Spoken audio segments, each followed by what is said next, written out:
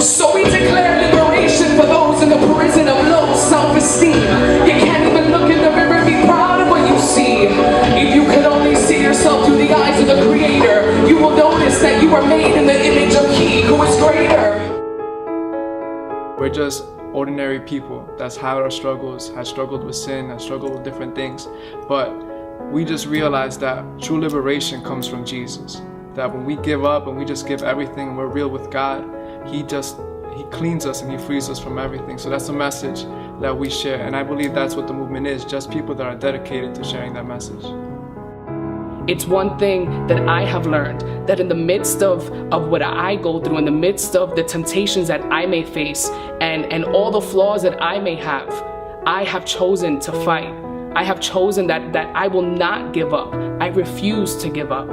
When you're able to make that declaration and back it up with your actions, and just this becomes a lifestyle, that is the movement. If God was able to do it with me, if God is able to do this work in me, He is able to do this work in you.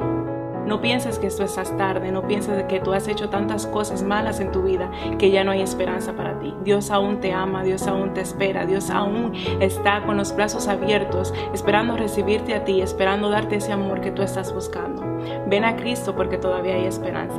El mensaje que yo le diría a la juventud será que confíen en Dios no importando las circunstancias que estén pasando, porque cuando Dios me sacó de Puerto Rico, Él me mudó a un país que la cultura es diferente, el idioma es diferente, la manera de ser es diferente, y Dios me enseñó que no importando las circunstancias, que confíe en Él porque Él tiene un plan y Él tiene un propósito en mi vida, y esta situación me ha estado moldeando y me ha enseñado que no importando donde tú estés, Dios tiene todo bajo control y solamente confía en Él.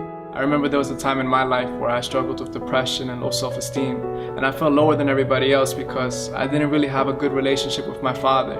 In my mind, I tried to fill in the voids that I had in my heart by trying to hang out with the local clique that had a reputation for violence and had a reputation just for causing damage.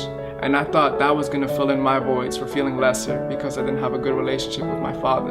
There were times where I was high on pride and I just felt like I was the baddest. But when I got home, my depression was still there.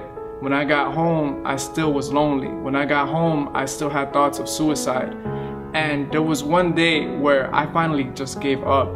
And I got on my knees and I said, God, I need you and I need you now. I need you now. I don't know what's going to happen tonight. I don't know what's going to happen tomorrow, but I need you now. This void is serious and I need you.